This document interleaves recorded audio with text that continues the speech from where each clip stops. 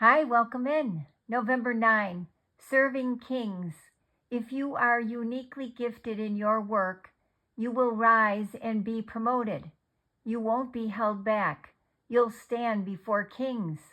Proverbs 22, verse 29. I was sitting in a room of 400 business people from 75 different nations to begin an international conference.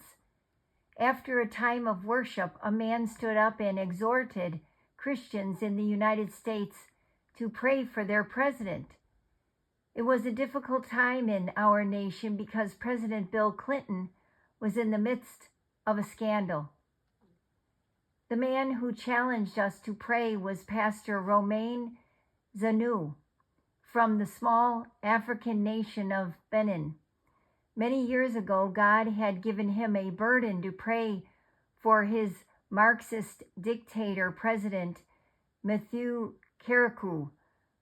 For 10 years, he prayed for 2 hours a day for Karakou's salvation and for God to give Karakou wisdom to lead the nation. One day, Romain felt he had a word for the president. 24 hours later, he was standing in a room with Karakou.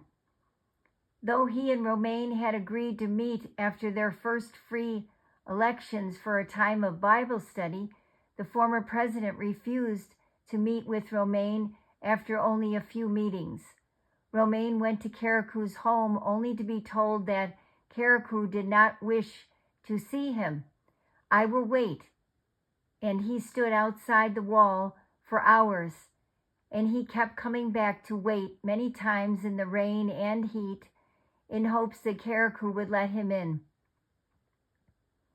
A year and a half later, the former president finally received him and greeted him with the words, "Pastor Zanu, you are a very persistent man."